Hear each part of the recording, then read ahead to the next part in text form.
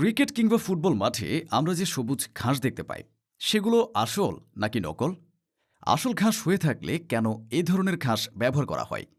কেন দীর্ঘমেয়াদী খরচ বাঁচাতে নকল ঘাস ব্যবহার করা হয় না? আর যদি নকল ঘাস হয়ে থাকে তাহলে এত বড় বড় টুর্নামেন্ট কিংবা আন্তর্জাতিক মানের খেলায় আসল ঘাসের পরিবর্তে কেন নকল ঘাস ব্যবহার করা হয়? এর কি কোনো বিশেষ সুবিধা আছে? থাকলে সেগুলো কি কি?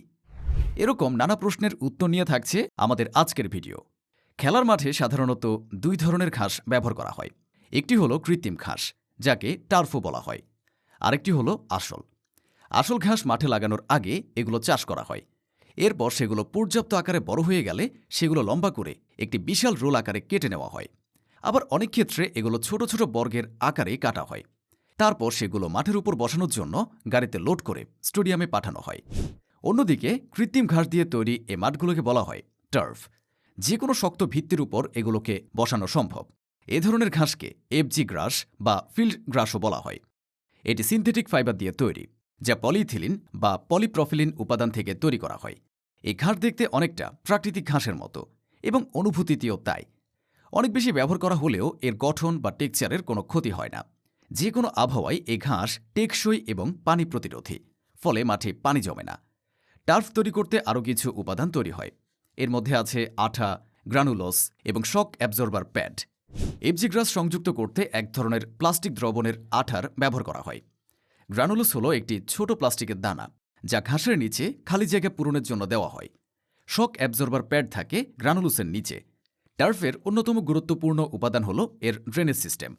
প্রাকৃতিক ঘাস মাঠে বৃষ্টি বা অন্যান্য কারণে পানি জমলে তা মাটি শুষে নেয়, কিন্তু টার্ফে তো সে সুযোগ নেই। তাই টার্ফে ভালো মানের পানি নিষ্কাশন ব্যবস্থা রাখতে হয়। টার্ফের ফ্লোর তৈরি করার সময় ঢাল এমনভাবে রাখতে হয় যেন বৃষ্টি বা অন্যান্য কারণে পানি জমতে না পারে। কৃত্রিম ঘাস প্রাকৃতিক ঘাসের চেয়ে অনেক বেশি টেকসই। এটি সহজে ক্ষতিগ্রস্ত হয় না এবং আবহাওয়া দ্বারাও প্রভাবিত হয় না। যদিও কৃত্রিম ঘাসের প্রতিস্থাপন খরচ প্রাকৃতিক ঘাসের তুলনায় কয়েকশো গুণ বেশি। খরচের পার্থক্য থাকায় আন্তর্জাতিক যে কোনো খেলাতে কৃত্রিম ঘাসের পরিবর্তে আসল ঘাসই ব্যবহার করা হয়।